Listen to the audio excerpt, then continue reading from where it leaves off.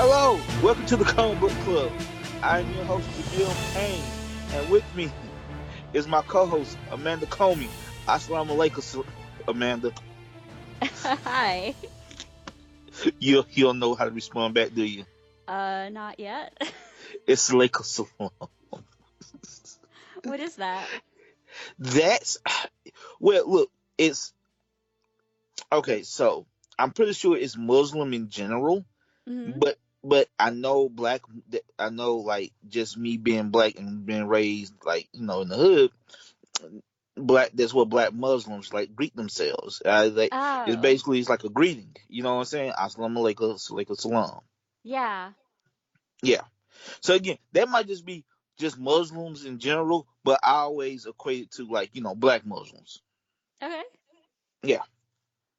So Amanda, before we get into this, we have to talk about one of our favorite subjects, and we're gonna try to keep it to 5 minutes. Okay? Okay.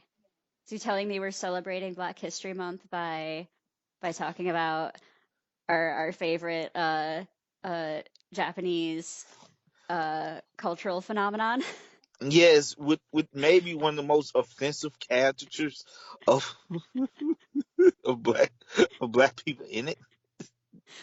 I know you're But not talking about Green Dad. Are you talking about Mr. Popo? I'm definitely talking about Mr. Okay, Popo. just making sure. Mind you. Oh, I would never talk bad about Green Dad. I would Okay. never ever talk bad about Green. Look, Green Dad and I handsome boy Trunk. I would never talk bad about. Those are two people I would never speak ill of. Okay. Anyway, Amanda, you seen the Broly movie, I have. It was everything that I remembered about Dragon Ball Z from when I was younger. right? But how I remembered it instead of how it actually was. So it was somehow all of the good parts and all of the parts that I imagined that didn't even happen all rolled into one. Mm. Um, Instead of like the actual what Dragon Ball Z was, which is kind of disappointing to go back and watch sometimes. Oh, hush your mouth. It I just mean, is you're right. never it's just never as good as you remember. And this was somehow You're right. So you're right, but hush your mouth. We don't okay, speak. okay. I'm sorry. I'm just playing. Go ahead. No, no, it's just so funny that it so truly captured the spirit of why people loved the original series. It just feels so good to be understood. How many hours do you think you've sunk into Dragon Ball Z on your time on Earth? You mean, oh, geez. All right, well, let's say it was about let's say an hour a day for 365 days a year times probably at least 20 years. So we're in the 7 to 10,000 hour range.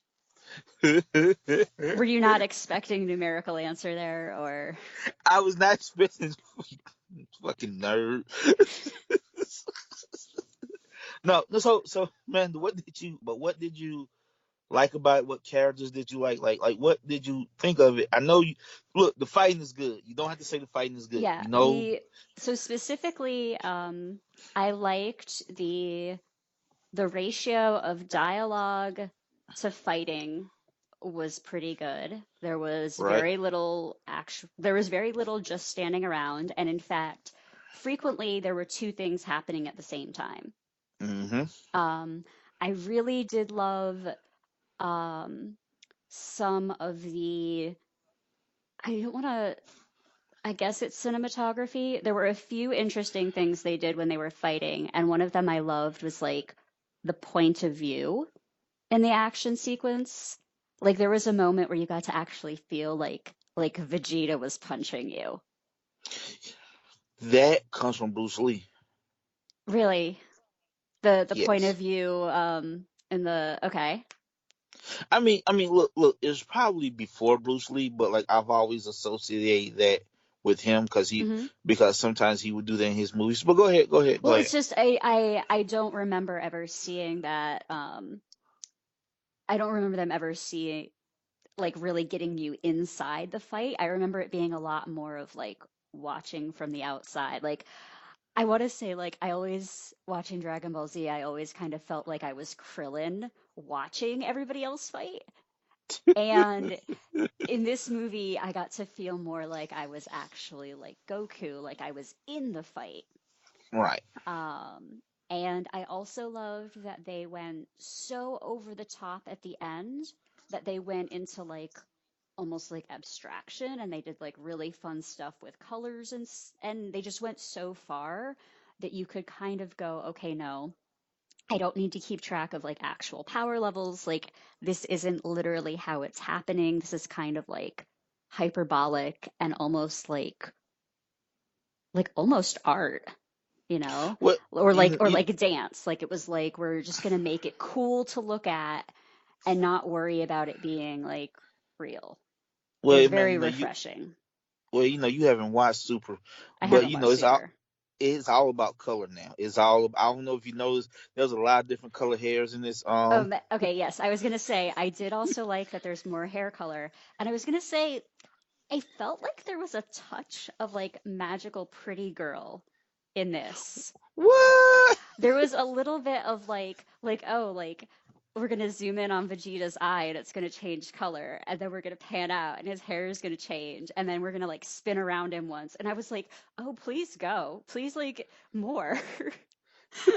Like, let's get a little bit of glitter here. Let's get like the shoes Now, and Amanda, aren't you supposed to be breaking stereotypes? Because you sound like a girl right now.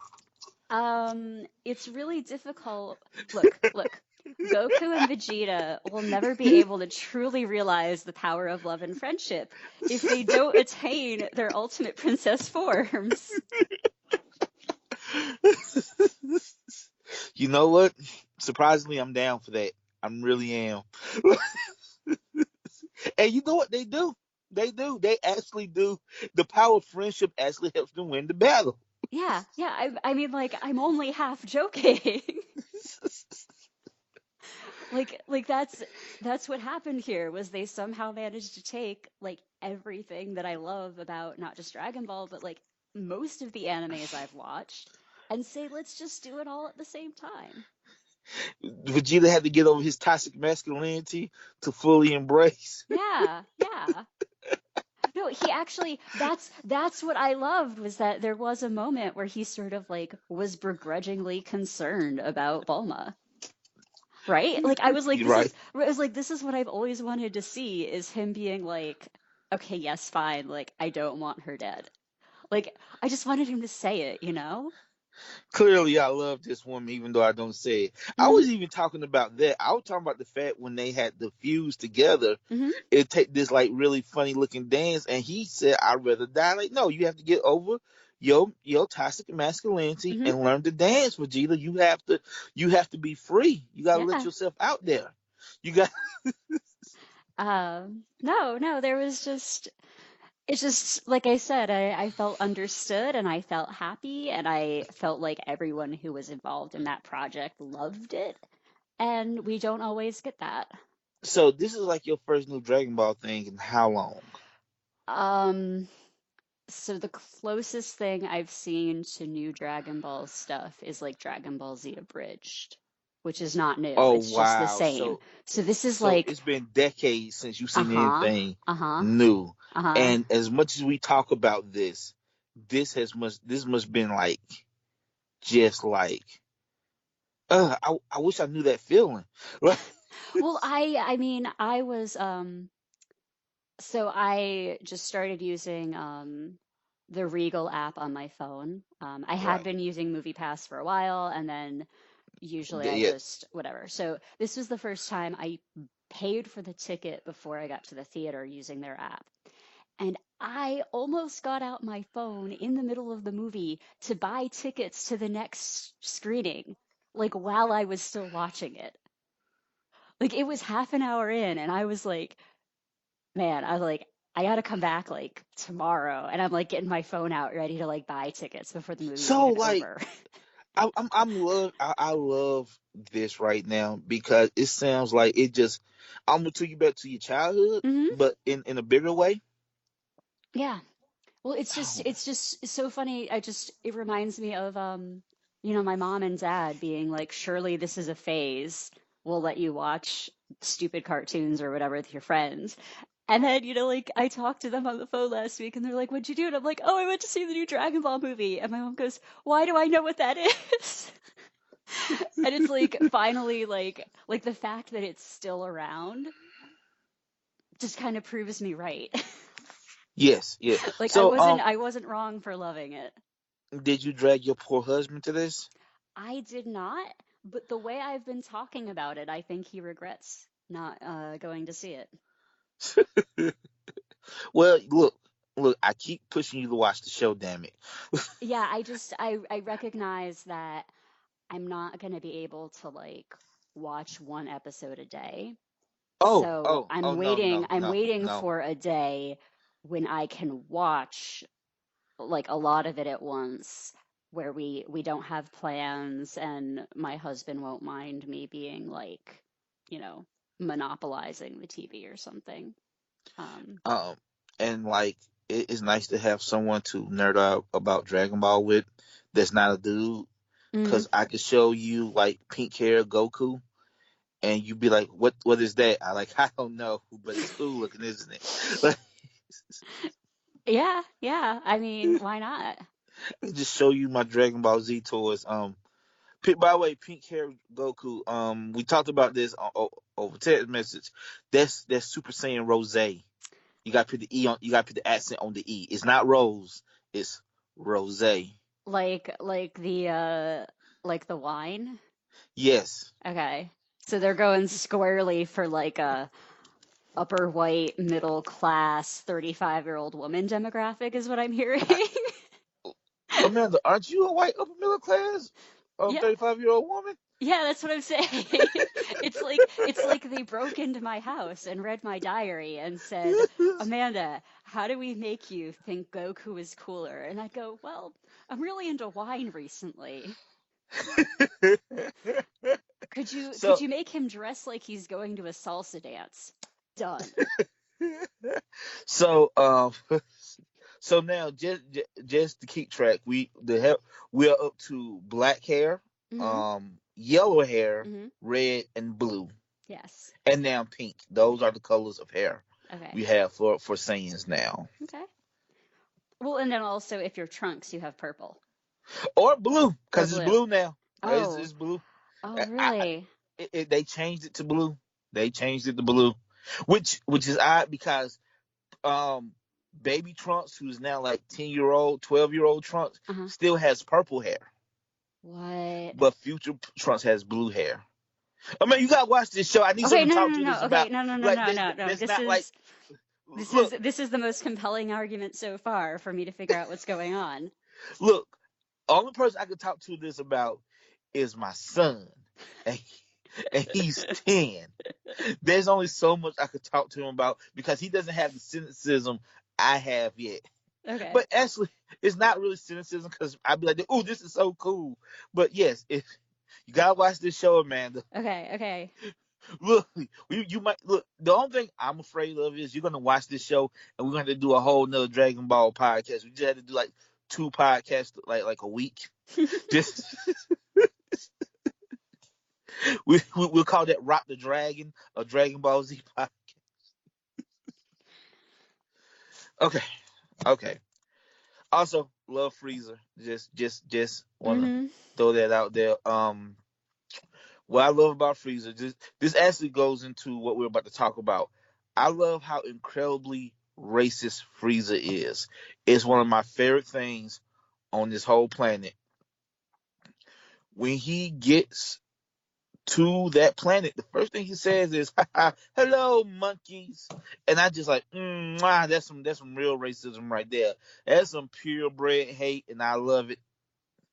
Like the fact that he's that shitty and he loves being that shitty makes me love him. It makes him such a good villain. It does. And he wasn't like this in the original show. It's like his time in hell has driven him crazy. Mm. um, damn it. How long we been talking? Because there's one more thing I want to ask you. Okay. I think it's been like now I can't find like any information. What do you think about the changes to the origin of Goku and Vegeta now? Um, so I thought it was fine. Um, Okay. I feel like I felt like it was almost done for like streamlining purposes. Um, because and I don't know if they were really thinking this, but you could have almost taken someone who's never watched Dragon Ball before to this movie. Right. And so I feel like having kind of a streamlined origin story in there was okay. And I almost don't even know if it really like if it's really different now or if it was just like this is just the version we're showing in this movie or not. So it didn't bother me. Well, for me, Hmm. okay, so here's the thing, right? It's good within the context of this movie. Hmm. Within the context of the bigger lore about what I like about Saiyans, it I feel like it softens them a little too much. Hmm. Because the whole thing about the Saiyans were like they're a bloodthirsty race. That what makes Goku special, right? That Yeah. he's not bloodthirsty, and that he is compassionate and he cares. The original version of this story, Bardock didn't give a fuck about Goku, Right. especially since he thought his son was weak, because because they just violent and bloodthirsty. They seem to have wives, but not really. They almost seem animalistic, and like the fact that they changed Bardock into like a loving father with a loving wife, it just I don't know. Again, it works within the story that they were telling with this movie, Hmm. but again, I think it softens the sayings a bit too much, in Yeah. my opinion. Yeah. That's a Okay, that's a really good observation. okay. Now, speaking of racism, Hmm. today, Amanda, we are talking Incognegro, just in time for Black History Month. This is how we ended this. Amanda, Yeah. do the honors. Got I Oh, got the information. I got the look. background. Oh, no, what? You know what? This is not fair to our listeners. Listeners, Amanda is in control of everything right now, and It's it's like really weird. And yeah, it's it's really like the weird for the beginning of both the of us. Twilight Zone. I control the vertical and the horizontal and the message coming through your screen. Yeah, and it's really weird for the both of us. So, so please forgive us if we're not quite as crisp as we should be, because right now Amanda has all the information and stuff, and technically I'm still hosting, but like she literally has to do everything right now. Because again, technical dragons, we tried to slay them and we lost.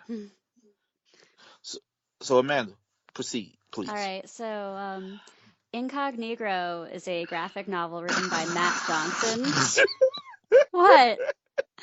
It's just funny to hear you say that. I'm sorry. I'm Isn't it? sorry. Do you want me to No, say no, it it's differently? fine. And how different would you say that? Please tell me. It's not the truth. I could say Incognegro. Uh, I could I could pretend to have a British accent when I say it. I what? could. Well, look, in this book, they got one nigga killed. I don't know if you want to do that. I'm sorry. Uh, Amanda, look, I'm really no. happy I can bring you joy just by awkwardly saying that word. No, you didn't even awkwardly say it. It just sounds funny. It just sounds funny when you say it. It just. Well, especially when I use like my reading voice, you know? Okay, I'm sorry. I'm sorry. I'm leaving this all in, by the way. That's Okay, fine. start over. All I'm right. sorry. Okay. This damn book is a graphic novel. Incognegro was written by Matt Johnson. with art by Right. Warren Pleece. The art, by the way, is black and white with Mm-hmm. gray tone. And I think that that was a very interesting decision. This was published by Vertigo originally back in 2007, 2008. Um, the main story follows Zane Pinchback, a reporter for a black newspaper in early 1930s New York City. He built a career investigating lynchings while undercover as a white person, since he's light skinned enough to pass. He's about to retire when fate intervenes. His brother is charged with the brutal murder of a white woman down in Mississippi. Fearing that his brother may be lynched before given a chance to clear his name, Zane goes on one final investigation to free him and brings along a friend who hopes to assume his job. So that's the main plot. So, just a little more background. This Matt Johnson is a black man, but he's a black man who can pass his self. Like you see pictures of him, and that what drew him to write this story. And actually, it has some basis in historical fact. There was a black man Walter in the White. Walter White. Thank you, Amanda, for stepping all over me. No, Thank you. it's, no, No, I just have it up here. I can help. oh, well, it's fine. I'm joking. But yes, Walter White. He was one of the first members of the NAACP, and he could pass for white, and he went undercover in those dangerous times to report on lynchings and the mind frame of white folks of that time. Okay, and I want to say that after reading this entire book, um, I get to the last page where there is a photo of Matt and Warren. And despite reading this entire book, I turn the page and I look at it and I go, wait, I thought he was supposed to be black. And I was like, wait, I have been primed for like, reading the whole book, like 2 hours. I know he's a fair-skinned black man writing the book. And I look at the picture and like he does that. Like I was like, wait, I'm expecting to be, this is what I'm expecting to see. And it still worked on me. Well, Um, and then I there's looked like, again and I was like, okay, yeah, I guess. well, there's a couple of famous Hollywood stars. There's three Hmm.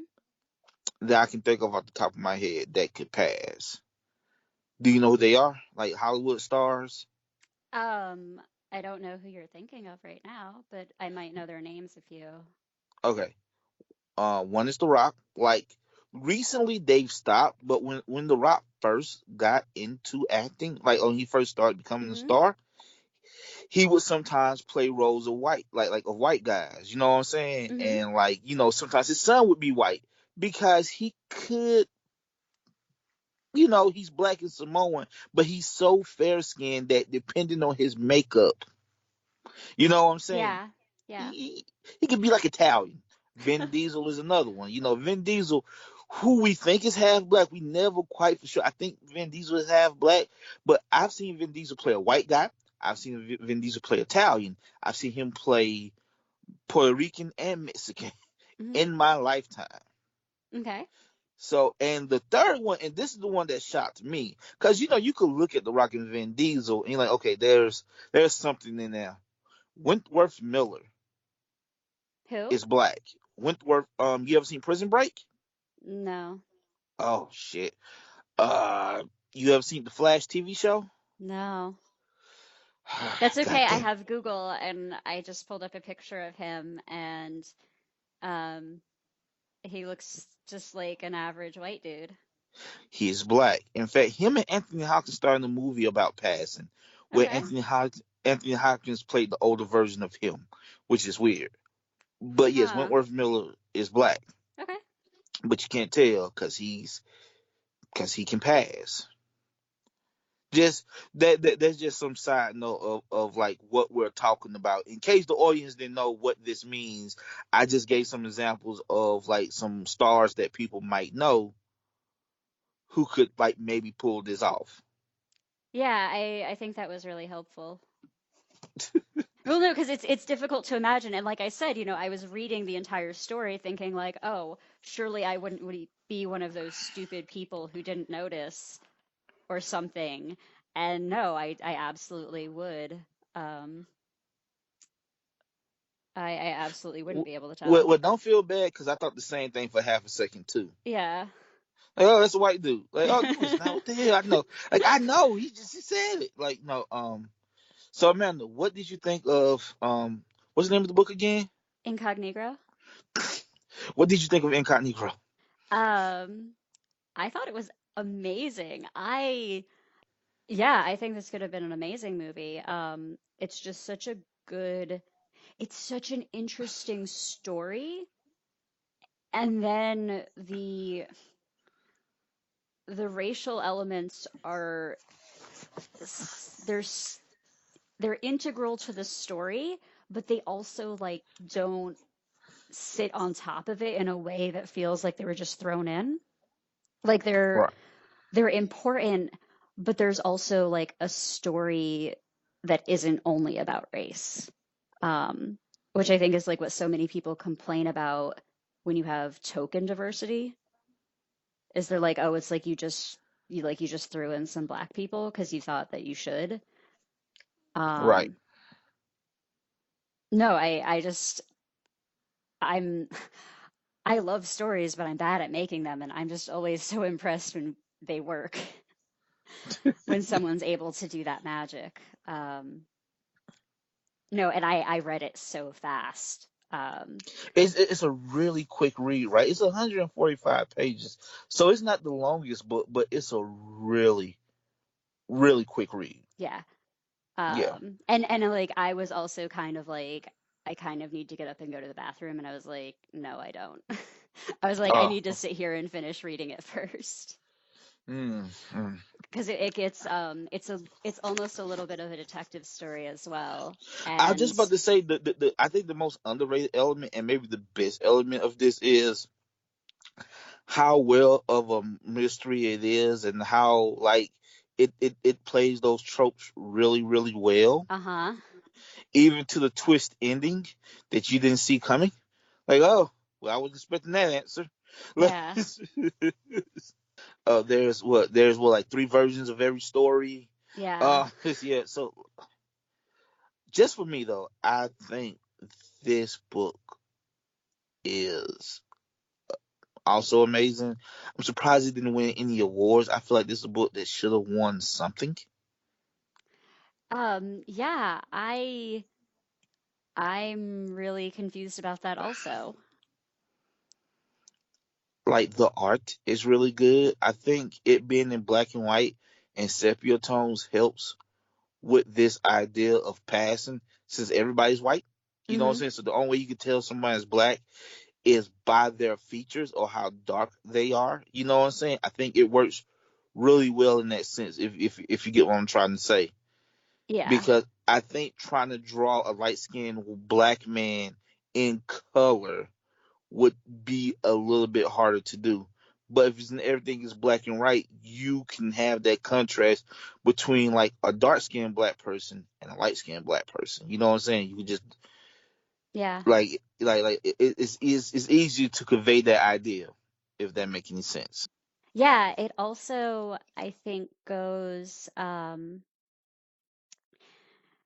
I think it like what it does is it really made me fill in the colors and then go back and examine like why I mentally colored people certain ways, right? Right, right. Um, and by making me responsible for that part of it, like first of all, it makes me feel a little bit more like it's my story because I'm the colorist, but it does also make me question like what I'm reading a lot more and which parts of it came from the writer and the artist and which parts of it were me adding.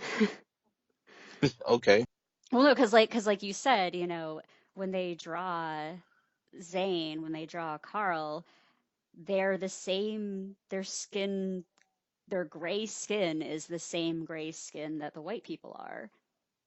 And so, like, if I colored them in darker because they were introduced to me as black characters, like, that's on me. Then Or, like they And like the artist does this thing where if you look at Carl and what Zane, right, Mhm. they have slightly fuller lips and wider noses, Mhm. like just ever so slightly, where like you can see the Negro in them, Mhm. but just barely. Like you really have to, Yeah. you really have to look at their features to like to tell. Mhm.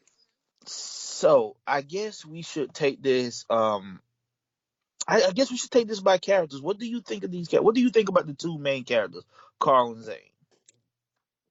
I really liked I really liked Zane. He was a very likable character, and I even I really appreciated I really appreciated at the beginning he makes a point about wanting some credit for what he's been doing. So it's not entirely like the Altruistic, yeah. which again, just from my point of view, and usually in these stories where there's like a black person and a bunch of white people, the black person is always selfless and altruistic, which is super fucking like they almost like a deity. Is the magical Negro thing that I can't fucking stand sometimes. Mhm. And like I like the fact that yes, he's a human like everybody else, and goddamn it, he want credit for his work. He want that money and recognition. Well, and it's also like the almost the prologue of the book where he's going down the line of clan members who are waiting to get selfies with the victim and getting their Yeah, names and addresses. And you sort of come to realize that he's had to make the conscious decision over and over again that getting the details and reporting the facts of what happened is more important than stopping it or risking his own life saving the victim. right, And that, like he understands like the importance of what he's doing, but it's also difficult for him and he doesn't want to have to do that. And right. Like he definitely doesn't want to have to do that if nobody ever finds out he was doing it. and like it's this thing of like, what can he really do? Yeah. You know what I'm saying? If the whole town ain't on, including law enforcement, there's no one you can tell. So you just gotta sit right there and watch one of your people get murdered and castrated. And pretend that he's enjoying it. Yeah. By the way, this is a real thing. They used to do this Yeah. all the time. Just I want to make this clear that while this story is fictional, these things, this who, because like I know with some white people, they can't quite believe that that people are this horrific. Like they know racism exists, but it's more like, oh, I don't want you staying next to me, racism. But like for a lot of white people, they get angry when you bring this stuff up because they just like the amount. Cause these just regular everyday people, right? Like you know what I'm saying? Like these white folks in this story are regular everyday people. They go grocery shopping like everybody else. They raise their kids like everybody else. They also lynch niggas and castrate them. Like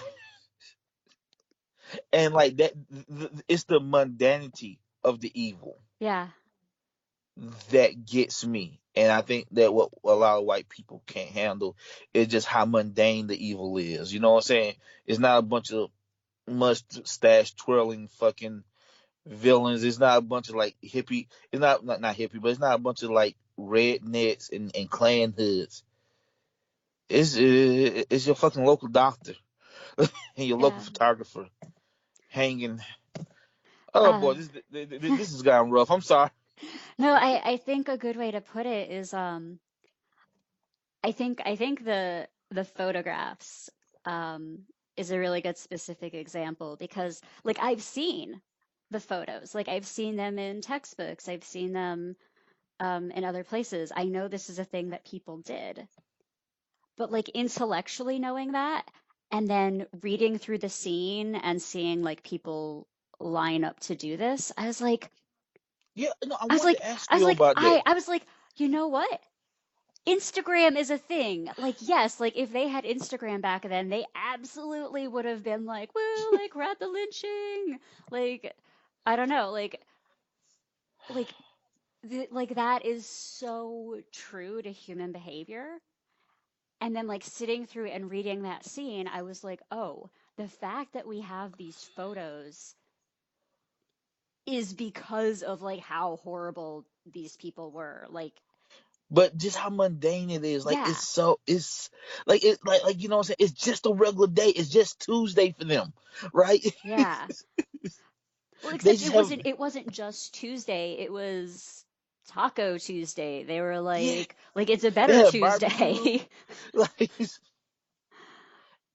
uh and like it's like you know, I wanted to ask from your because you're white. I wanted to ask you how did this make you feel? Because look, I'm an angry black man, so you already know how I feel. Like, how did it make you feel, man? well, What was some of this hard for you to read? yeah, absolutely. It's what I was trying to get at was it's like I can know facts, but actually having to sit through, A castration, a no, a beginning, a middle, and an end at pace, because you can be given facts very quickly and you can just memorize them and put them into the part of your brain where you don't have to understand them. Um, Sitting through a story at pace and having to sit with what's going on, it's so hard. They the people doing that feel like such strange monsters, but like I'm a white person too. Like, would I have done that back then? I hope not, but like when it was that mundane and that pervasive, like what the fuck? Like it just feels it's just like overwhelming um because I haven't practiced thinking about it, right? yeah. I'm not laughing at you. I'm just so. Like you have practiced thinking about it, so Oh, well, you know, it's you know, as I guess we're just gonna talk about race now. As a black person, right, growing up in America, growing up with American pop culture, right, mm, I wasn't particularly because you know again you taught these things in school, but when I was a kid, I didn't really care if that make any sense. Like you know, like I said, I've always you know I tell the story of like everything I like was fucking white folks shit. They're just how my friends told me. Oh, you like white folks shit, and like I'm a big old nerd, right? So because of that, so like because like you know maybe I had like an overactive imagination, and all my heroes are white. You know what I'm saying? For the most part, because again, this is just what pop culture is. Pop culture are just white dudes. You know what I'm saying? Whether it be Luke Skywalker or Indiana Jones or fucking Ghostbusters. You know what I'm saying? mm, So like they all just white dudes. So like what happens is you get about 14 you get about 14, 15, and if you got a little brains you start to read, and like it angers you, like you know what I'm saying, it angers you in a way because like you didn't spend your childhood thinking about it, and you thought it was weird when your grandparents would talk about how much they hate white people. You know what I'm saying? Because you knew intellectually, but it didn't affect you because you're 7. But when you're like 14, 15, and you start reading and you start educating yourself, because God knows school don't really teach it to you. You know what I'm saying? Not through those fucking textbooks. yeah. It brings a rage in you because you almost feel betrayed in a weird way. It's hard to explain, but you almost feel betrayed by like all your heroes, even though they didn't do nothing wrong per se. Mm-hmm. You know what I'm saying? Like and like now I look back on certain things. Okay, I'll give you an example, right? Of like how pervasive race is in America. My favorite Back to the Future movie is Back to the Future 2. I'm going somewhere with this. Okay. You ever seen Back to the Future 2? Yeah, a while ago. Okay, so I mean, I just for comparison, I have friends who rewatch it like monthly, so like I barely remember the plot, but I've seen it. okay, so like there's the darkest timeline where Biff like wins and is rich, right? Mm-hmm. And Marty goes back to what he think is his house, and there's bars on the windows, and like a black family lives there because in this timeline he doesn't live in that house. So now that's the bad part of town. Now when I watched that as a kid, I didn't think nothing of it, right? Mm. But now that I'm older, I think, why did they have to show the bad part of town? Why is it that they convey the bad part of town with black people? Like Yeah, like that. why was that shorthand for a Yeah, bad like why? neighborhood? Yeah, why was that the shorthand for a bad neighborhood? And that pissed me off. And I didn't watch Back to the Future for years because of that shit. And it wasn't until maybe 5, maybe 8, 9 years ago that I finally like got over that and can just enjoy the movie for what it is. So yes, I've had some time to practice my anger for white people. So let me ask you: did you figure out the main mystery? Like how did you figure it out, or did it hit you when it hit everybody else? Um, I believe that I was thoroughly played by this book in every single aspect. Um, so no, I definitely I may have I may have suspected that she wasn't really dead or that it was the wrong woman. Right. Um, but I did not anticipate any further twists. And I mean, like a yeah. lot, like this is why I say it plays like those murder mystery tropes so well, because like in a lot of murder mystery tropes, there's always this improbable twist, Mm, and this has a major one. Like the fact that the missing sheriff was actually a woman the whole time, passing as a man. yeah. Like did not see that shit coming Yeah. whatsoever. It wasn't clear to me at first. It was almost a double twist Right. because up until uh up until Francis's family reveals that she's a woman, I don't know if they used any pronouns to describe the deputy. I don't think they did either. I So did. I I was like, they. wait, was this just Zane's misunderstanding? That assuming that someone named Francis was a man? Or was it actually like everyone's misunderstanding? So I read it as like a double twist. Well, look. I'm gonna tell you how stupid I am. Mhm. I, I like in my brain, I went super convoluted. Like, oh shit, someone killed her. Some dude killed her and took her name. Some Well, crazy they serious. also thought that. Yeah, like so. I'm just like, oh man, that's weird. Then no, it's even weirder than that. Like,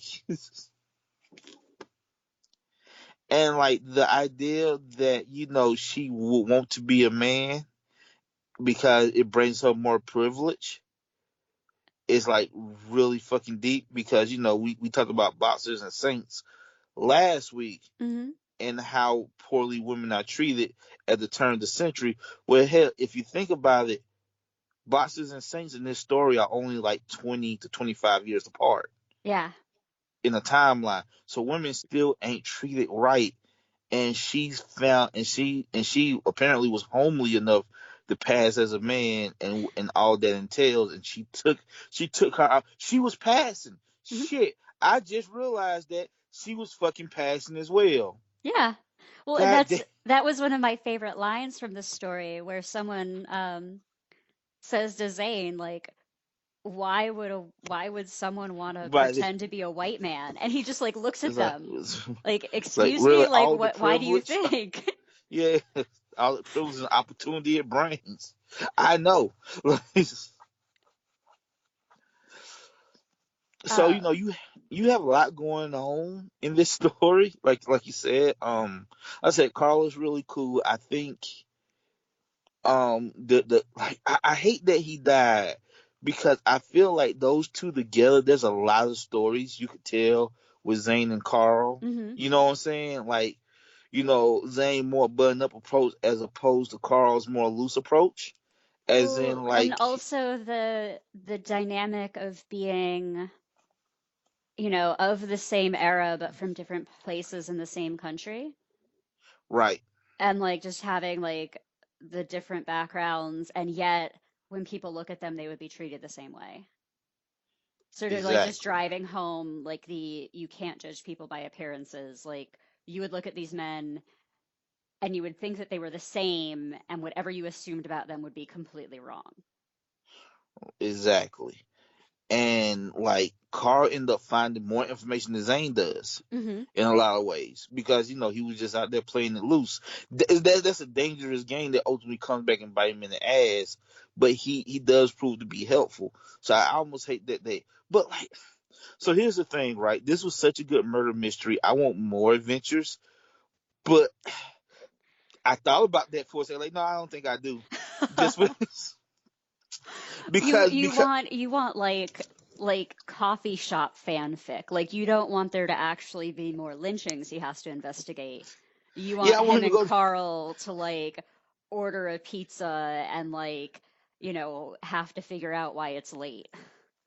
Well, no, not even that. It could just be murder mysteries, but maybe not lynchings. Like, Okay. but like, like you know what I'm saying? It could be murder mysteries. It could be like robberies. You could try to like get somebody who's convicted of a crime to prove them innocent. But now that's not what Zane does. He goes undercover to expose racist white people. What this does do is it does make me actually want to learn, like, read Walter White's like reports. That does make me want to go back and actually learn some real history. I mean, I think that's the best possible outcome from a book like this. Right. I mean, is making someone like me sit with their feelings for a little while and then maybe you know, clicking on the link in the Wikipedia article to the real man. Which I did, and he was born right here in my city. So that's a connection. So did they even say what this took place in Mississippi, right? Yeah. By the way, Mississippi, whether it be 1920 or 2019, still the most racist place still the most racist place in America. Just want to throw that out there. Ain't much changed in those 80 years. See, that's super depressing No, because you know what? like I live in an area and I live around people and work with people where it's very easy for me to pretend that this past never happened. You see, And I can laugh about it because you gotta keep laughing. And I'm sorry because I'm flipping about it, and you really uncomfortable. I'm sorry. um I'm not uncomfortable. I'm just like, no, I am uncomfortable. Well, it's Because you see, I can laugh about Mississippi still being racist. Like, it's that thing of like, yeah, it's fucked up, but what can you do? Like, it just is well, what it is. because the thing is, I'm sitting here and I'm like, I don't want to compare it to global warming, but it's like, okay, if there's a problem and like I could go fix it, but like I've never been to Mississippi, like I didn't know. Do I need to go fix Mississippi now? Yeah, good luck with I've that been like, shit. but I'm sitting here and I'm like, I've been sitting here my whole life thinking that like problems aren't that bad. And it's like, oh, I just haven't been to the places where there are still like the really, really bad problems. Like, I've just been sitting in the places where we have movies with dated references and tropes, and we're working on, you know, fixing how many black people are in our comic books. Like, I don't really think often about the fact that there are people in America still who wish we could go back to lynchings. Like that sounds Uh, like a fairy tale to me. It's hard for me to believe, but like well, sometimes I man, have look. to sit there and remember that it's true. Well, man, look at the country we live in. Hell, this whole country divided by now. Cause shit, our president may or may not be racist. excuse me, he's definitely Yeah, racist. he A white is. supremacist, or Yeah. whatever say, a white supremacist. He may or may not be a white supremacist, but we know for a fact that he at least plays to a white supremacist base. You know what I'm saying? And like, He's racist enough that he doesn't want money from black people because he's been involved in suits about race discrimination in real estate. he I'm has. like, that to me is the most telling thing, is because if you're really a businessman, you're not going to care whose money you're taking. Well, for them, I know for him, it ain't so much about the money; it's the perception, which is almost worse. You know what I'm saying? Hmm. Because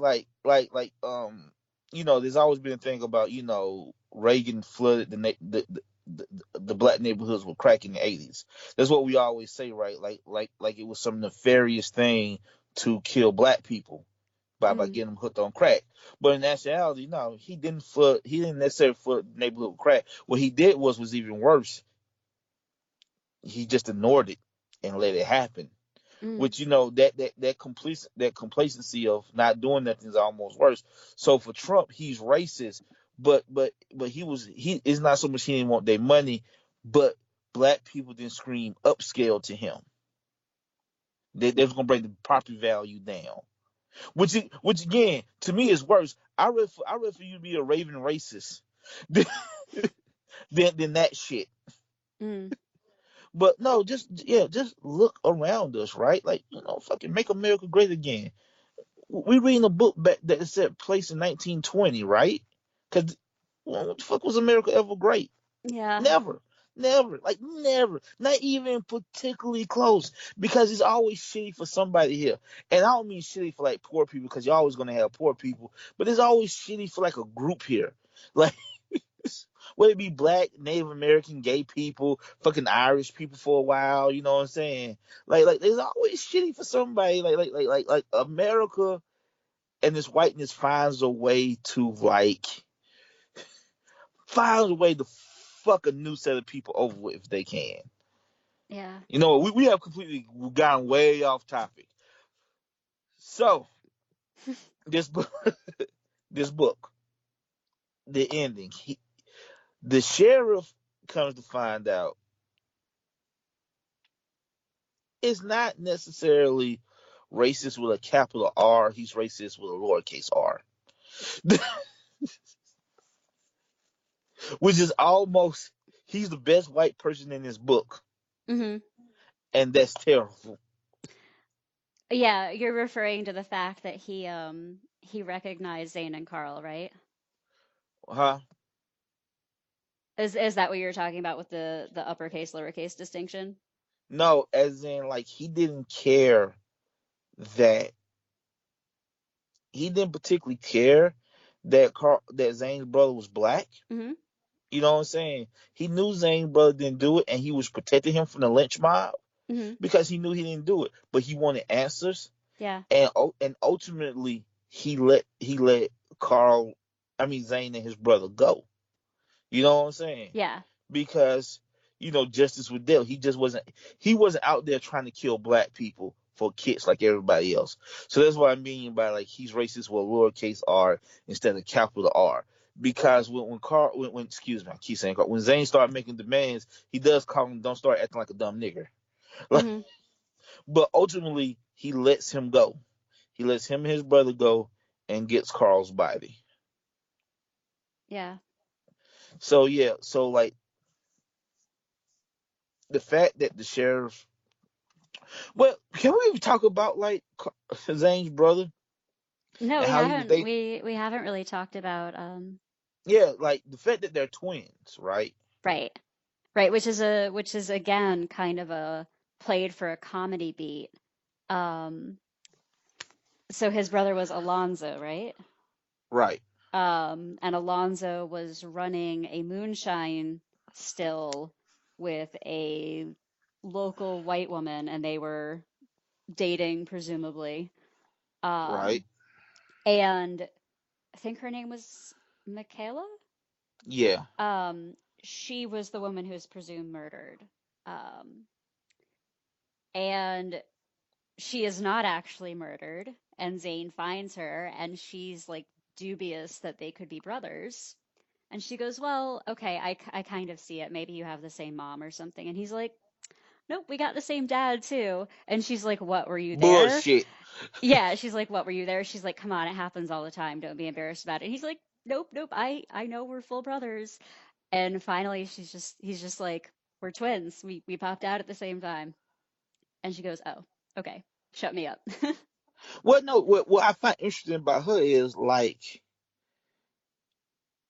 she was dating, quote unquote, dating this black man, Hmm. but she had no problem using the N word. She had no problem still calling him a nigga, like, and calling other black people niggas, even though she was with a black man. Yeah, I uh I have no comment on that word. I was gonna say something like I don't know if it because the I know the connotations changed a lot, but I have like actually literally no qualifications for talking about the etymology of any of the words in this book, so Well, the N word. Well, it's simple. When white people say it, it's racist, even if they mean for it not to be racist. It's racist. But the fact is that she doesn't give a fuck. Like just because she was fucking a black man doesn't mean she had any sympathy for black people. right. Well, and she definitely wasn't. So she found the woman's body and took it as an opportunity to fake her own death Right. because A shitty person. she's a shitty person. She's already I believe I don't know if this was during Prohibition still, but it's definitely like you need at least like a license or something to run a distillery, and she definitely wasn't doing that. Um, Right. so Well, she's essentially a criminal in an interracial relationship. She fakes her own right. death and doesn't even like worry about what's going to happen to the guy. Exactly. She was just about to get the fuck on with the stuff and just left him there to die. And not only like left him there to die, but like left him there to think she was dead. Then you find out that not only was she gonna leave him there to die, she's the one who committed the murder. So Hmm. she could have got him off, Hmm. and she was just like, "Nah, fuck that." Yeah. It's a really wonderful book, and I think everybody should read it. And not just because of the race aspect. It really is a good murder mystery. It's a really good yarn, and I think everybody will enjoy this book, despite race or gender or whatever. It is just a really really well made story and yeah, it's just I again like it's so well done. It's hard to talk about. Like it's hard to understand how it's so good. Right, like it's breathlessly good, right?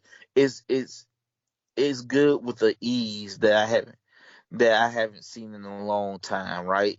Mm, He almost make it seem like it's easy. That's what I'm trying to say. yeah.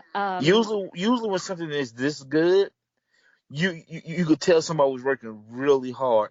It seemed like he did this in his sleep in a good way. Yeah. It's just it's interesting because uh Boxers and Saints, which we just read, had some really similar ideas. But we were able to talk about specifics of like, oh, he did this and that made us think that. This was just such um this book was just so like organic. Like it and messy. Boxers and Saints felt almost like it was a fairy tale, like a children's story, like it was simplified so I could understand it. This is just like organic and messy and real. Which makes it harder to describe what it's doing correctly and why it's working. And um, man, I'm confused. I Now, have feelings. well, like I also like that you could almost hear Carl's and Zayn accent, but when they talk to each other as opposed to when they talk to the white people, you could almost hear it change, which is a weird thing to say because you're reading it. But you could almost hear their voices. You could almost hear their two distinct, their white voice and their black voice in your head. If the, well, I did. I don't know about you, but like I could definitely switch it. You know what I'm saying? Yeah. No, and again, just like the coloring and the skin tone thing, that's sort of like a, I layered that on there and then I have to go, hmm, like, why is that a thing I know about? Why is that a thing that my brain pulled up to add to this story? Um, like that part isn't just the writer putting that in the story, that part's also me. So I think we should talk about like the very end of this book. Okay. Like something happens that like you could tell it's the 20s or 30s because and it's still the fucking wild west out there kind of because what Zane does is completely illegal and unethical and will land him in jail and maybe the death penalty when he posts what's the guy name, what was the main antagonist name, the big burly white dude, Oh, the it was the guy who was actually working for the Klan yeah, yes, the fact that he from posted from him the as very from the very beginning. right. The fact that he posted him as Incognegro and that he was passing, and that basically gets this man killed, I'm assuming. Hmm. You know what I'm saying? Like, that's illegal, right? That's a crime, isn't it? Uh-huh. Like, oh, don't get me wrong. I mean, fuck that cracker. I don't feel bad for him, but like, just like I'm kind of a good two shoes and like the I don't want to get in trouble part of my brain kicked in. Like you're not gonna get in trouble for that. Like Yeah, it goes back to what you were saying at the beginning, is that like Zane is not a saint, he's not a martyr, he's not a better person than everyone else. He's just like a good person who's doing some hard stuff, and sometimes that means he's going to do it like the way that feels good and not the way that's legally right. exactly, you killed my best friend. Mm, You have to die. yeah. So Amanda, is there anything else you would like to say about this book? Um, I mean, I want to say I'm grateful that you picked it out.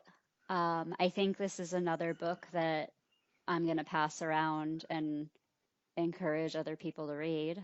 Um, I also am, I guess, grateful for getting to sit with my feelings about being white for a couple hours during Black History Month. Um, as I'm obligated to do annually. Um, I don't know. I prefer to spread it out and have like an hour or two of liberal guilt like every month. But if I've met my quota for the year from reading this book, um, Yeah, you don't have to feel bad about black people for the rest of the year. It's fine. I understand. no, no, it's a great story, and I am grateful for having a few minutes to examine what I was bringing to the story. And then also having it be a good story so I didn't only feel horrible. Um, and it's masterfully made in ways that I can't even describe. I don't understand why this hasn't won literally every award. I don't And why have I understand never why heard of have I this never book? heard of it? Why haven't why doesn't this guy have an entire shelf in the What? library with his name on it? Well, look. Let's talk about that for a second, right? Hmm. Let's talk about like how I feel about how like the big two try to do diversity and how much bullshit I think it is a Yeah. lot of the time, especially on the Marvel side, right? Hmm. And I think this proves my point, Yeah. as in, like, you can make a black girl version of Iron Man, but you can't really push this guy. Like, you know what I'm saying? You can't put his. I know Marvel doesn't own the Vertigo line, but what I'm trying to say is, it's odd to me, right? Like we can hear about all these indie books, and me and you both, we hear about a lot of indie books. We've read a few on here, right? Hmm. Why have this book never came up on our radar? Why haven't this book has never been spoken about? Oh, this is a really good book. Why hasn't this been spoken in the same breath as like Monstrous or Saga or fucking Sex Criminals? And I can go on and on about all these indie darling, you Yeah. know what I'm saying, books. Like, why has this never been spoken of? Because in actuality, the comic book industry as a whole is not really looking for diversity. If they was, this book would be way more like popular than it is. It reminds me, there's a movie called Ease by You that came out in 1997, 1998, right? Okay. And it was on, have you ever heard of this movie? I haven't. It was on every critic's top 10 list that year. Okay. But it was barely in theaters, didn't get nominated for no Oscars, and it almost kind of disappeared to the edge of time because it's starting nothing but black people. Yeah. Samuel L. Jackson's in that. You ever get a chance to watch East by You, you absolutely should. But that's what this reminds me of. Is like, if we, like, if they didn't suggest it, if Comixology, God bless this, and apparently there's a sequel, so at least he got a sequel out. At least he did well enough to get a sequel. But I don't hear nothing about this book. You know what I'm saying? When I go to Bleeding Cool or Newsarama, a comicbook.com for all my fucking, comic book news and shit, I don't hear about this book. I don't hear about this guy. You know what I'm saying? Yeah.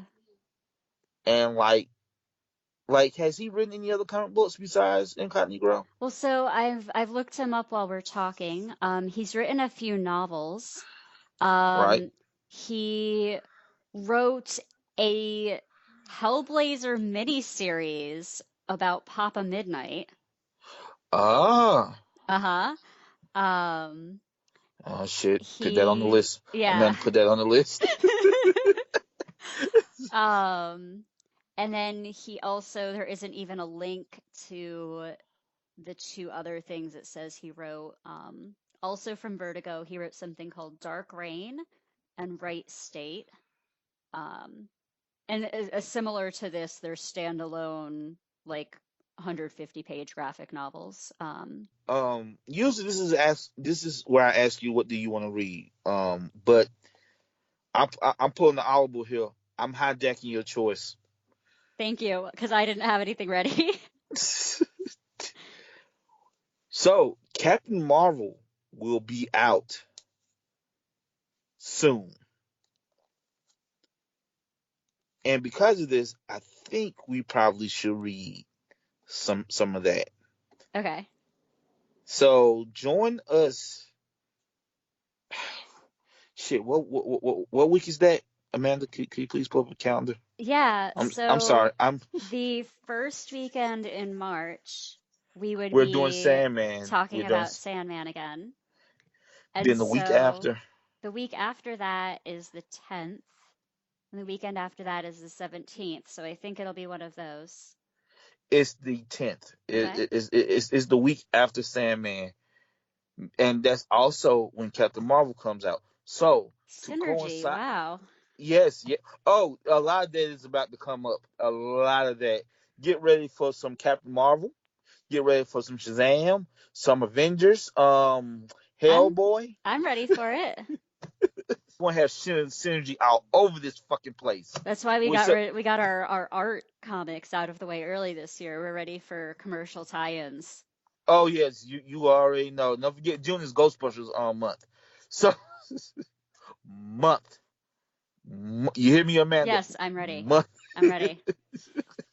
So next show, well, excuse me, the show after Sandman, our next regular show, we will be reading the 2012 Kelly Sue DeConnick reboot of Carol Danvers, Captain Marvel. I'm ready for it. Now, Amanda, if people want to reach us and tell us how long-winded we are and we can't stay on topic about the book we were reading, where can they reach us? They can find us on Twitter. Uh-huh. We are Comic Book Club 52. You right? They can also just send us an email, comicbookclub52@gmail.com.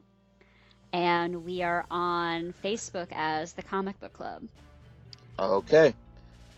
So, Amanda, I think that brings this show to an end. Thank you for joining me as always. Yeah, thank you for having me. All right, so I am Jamill Payne. I'm Amanda Comey. And we are out.